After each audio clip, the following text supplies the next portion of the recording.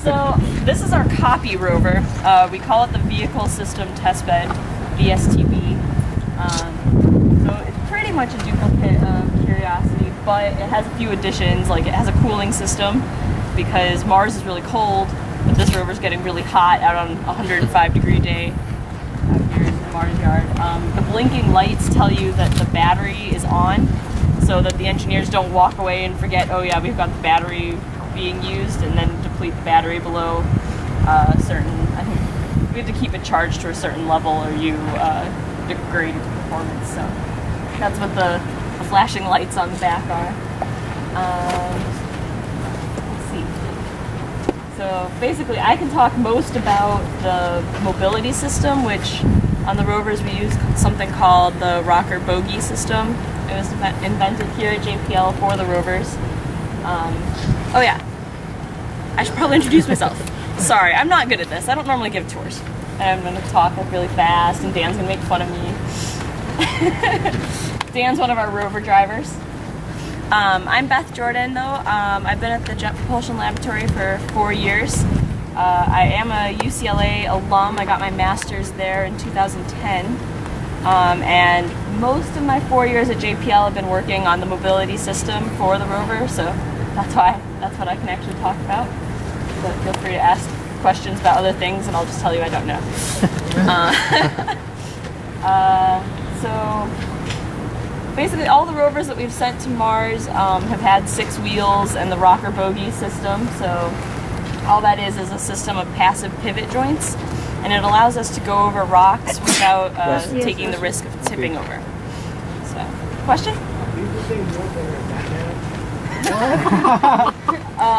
They probably cost a lot more than Batman's wheels. They're aluminum. I think they're like the thickness of, I want to say 60 sheets of paper. So pretty thin skin of aluminum. I don't know, anyone have any other questions? Yeah? Yeah, so this is exactly the same size with just a little extra hardware on there, or in some cases there's like some stand-in fake hardware that it's just made to look like the real stuff. Yeah. Oh, okay, so we've got what's called the differential. If you guys wanted, hey Dan, how much farther over can I go? Oh, we're actually done, so you can go around it. All right, cool. Please okay, wait, stop. Sorry, hold on. The rover, you have to stay 3 feet away from the rover. So you can make a circle around it, but just stay 3 feet back. And actually, let's make that more like 5 feet. So your height. Or what? Yeah, but like sensitive. Let's try this question a little bit. Let's set a good trick. Shock it, damage it, $1,000,000. Yeah, it's pretty much irreplaceable at this point, because, yeah. So yeah, you guys can come all the way around, take pictures. Okay, sorry, did someone you wanted an explanation of how it stabilizes over wheels, or over rocks. So there is a bar that goes across the top deck called the differential. So it's that long horizontal beam that completely covers the top of the rover in the center. What that does is we call it port and starboard like a ship, but if this wheel right here went up over a rock, it pivots at this joint here, and that causes the differential to turn, and it causes the weight of the vehicle to shift to its starboard side, and then that allows it to dig in a little so that it's got better stability and better grip. Any other questions? Oops, sorry. Back in here. Dan, help me out. Say something interesting. How is it powered on Mars? Right here you have a big umbilical cord, right? It's essentially plugged into the wall.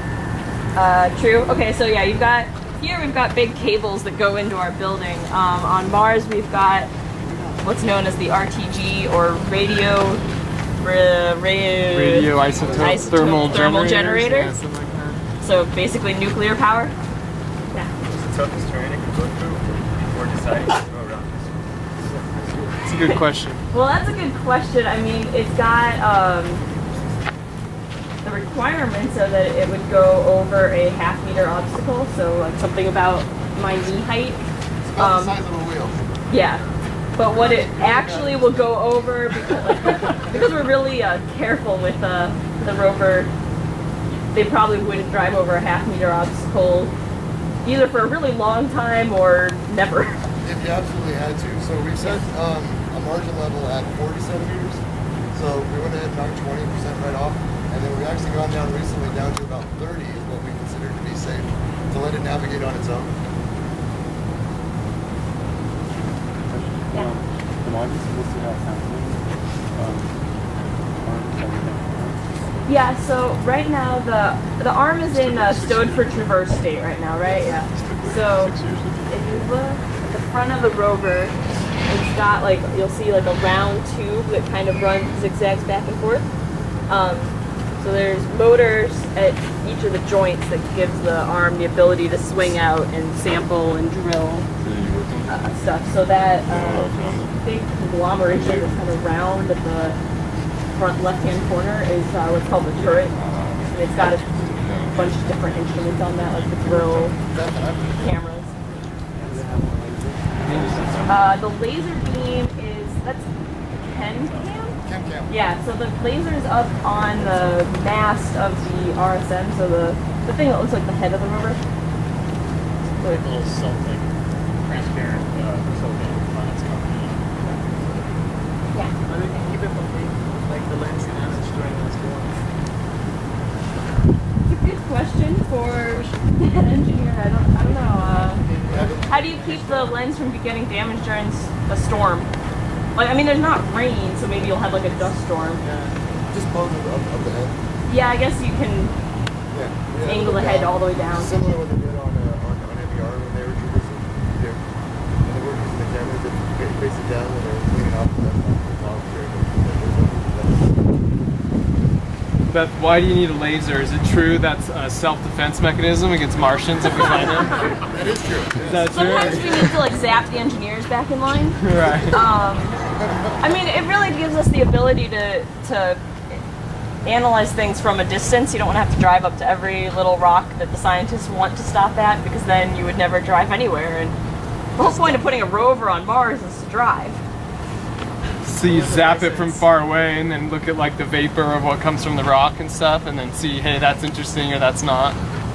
Yep, that's scientist job, so something like that. Is the rover being controlled from here, or is it like self-burning? So Dan is actually one of the rover drivers. How many do we have? Like 16 or? Yeah, actually I'm on the downlink side. But Okay, I'll call you a rover driver. But you need a lot of training for that, and like computer engineering skills. And Can you get pulled over? 0.1 miles an hour, no. yeah, this thing goes really slow. What was the other part of the question? Does it go on its own? Yeah. So Dan, do you want to explain a little about, does it go on its own, or? Well, we have three types of traverse. We have a blind, which is basically kind of just go where I say and just do what I say. And we also have a guarded, which will still follow our directions about which path we're going to take, but it'll assess the world around it as it steps. And if at any time, it determines that what we told it to do isn't safe, it'll stop. And it'll throw what we call a goal error, which will prevent any other further motion. And then we have a third feature, which is autonomous navigation, which basically it knows where it is, we give it a goal way off in the horizon, and we say just go, and keep yourself safe. And so at every step, it's using the combination of the imaging sensors. So we got cameras on the mast, we got cameras on the bottom, we got cameras back there in the back, and it's continually imaging the world, and it puts it through a whole bunch of different sort of, path planning algorithms to determine the traversability of the world. So you might notice during this move that we have 4 wheel steering, so each of the corners have their own steer motor to turn those. So that gives the rover the ability to turn in place. It can just, do a nice little donut on its center. Is this 0.1 miles an hour? This is the speed, pretty much. Yeah, this is as fast as it goes. This is as fast as it goes. But these motors are really beefy, so we're probably talking about over 700 foot-pounds of torque at the max curve ratio of each wheel independent of the other. Is that right? Right, Beth? Yeah, that's right. The rover is designed so that two wheels can pretty much drag the whole vehicle anywhere. So, you know, as wheels die or something over the mission, or they're up on a rock and don't have as much traction. The other, if only two wheels had traction, you could still move. Hey Beth, I noticed you got some holes in the wheels. What are those for? Oh yes, the famous tread pattern. So those are for what we call visual odometry. So like you can imagine when we're going up like really steep slopes like over there in the Mars yard, that we may tell the rover to drive forward 3 feet, but it's only actually going to make 1 foot of progress. But the only way for us to know that is to be able to image these patterns that we call visual odometry. And the rover can tell, you know, I was supposed to go 3 feet, but the distance between the two patterns is only 2.5 feet or something like that. And then it knows that, oh, I'm slipping at this percentage of how far I'm driving, so I'll need to drive this much further. It also allows it to know if it's like a spirit started digging itself into a hole. So by visual odometry, it would know, oh, I'm not actually making any progress anymore. And then I guess the secret is out due to the internet, so the visual odometry pattern is actually Morse code for JPL. Yeah. What's like the circumference on the It's a 0.5 meter diameter, 2 pi r. I mean, it's this, right? Probably 3.5 feet, 4 feet. Yeah, it goes about a meter per wheel revolution. 0.9 meters per wheel revolution, I think is what it is. Yeah. What do we use?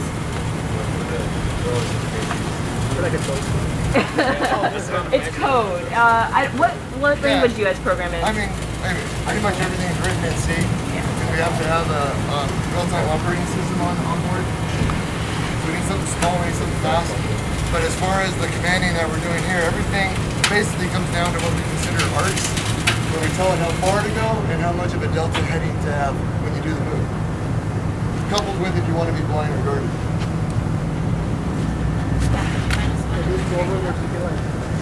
Like some of the passovers that I think they got stuck and they couldn't move anymore.